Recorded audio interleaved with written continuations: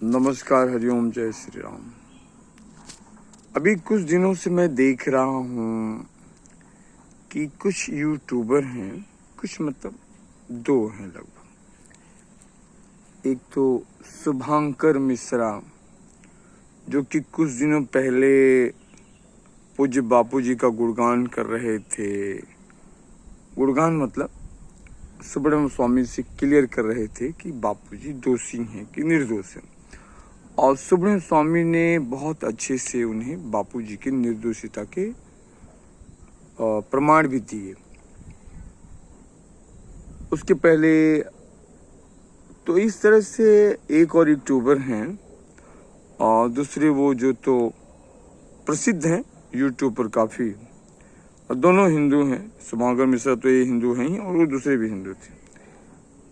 लेकिन मुझे ऐसा लगता है कि ये ऐसे कुछ लोग जो हैं, थोड़े से लोग जो चंद पैसों के खातिर बिक जाते हैं, कुछ नाम पाने के लिए बिक जाते हैं, या किसी पार्टी के दबाव में आ जाते हैं और सनातन धर्म के विरोधी बन जाते हैं, और सनातन धर्म के विरोध की बातें करते हैं, हिंदू संतों की बातें करते हैं, हिंदू कथाकारों के बारे में उल्टा सुल्टा बोलते हैं।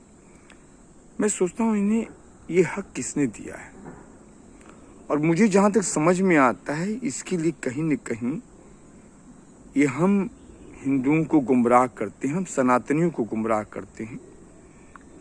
ये कभी अनिरुद्धाचार्य जी के बारे में कुछ गलत बातें करते हैं, कभी जो हमारे बागेश्वर जी के हैं उनके बारे में कुछ गलत बातें करते हैं, कभी हिंदू धर्म के बारे में कुछ उल्टा सुल्टा बोलते हैं,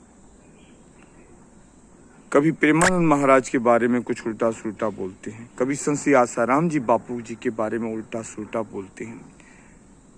मैं सोचता हूँ इन मूर्खों को ये हक किसने दिया है? इन मूर्खों ने कभी जांच पड़ताल किया? कभी अनिरुद्धाचार्य जी के सत्संग में गए, उनके उस जगह पर गए? हिंदू धर्म और हिंदू संस्था के ये संत और कथाकार जो अच्छे काम कर रहे हैं, कभी इन्होंने उस बात को उठाया?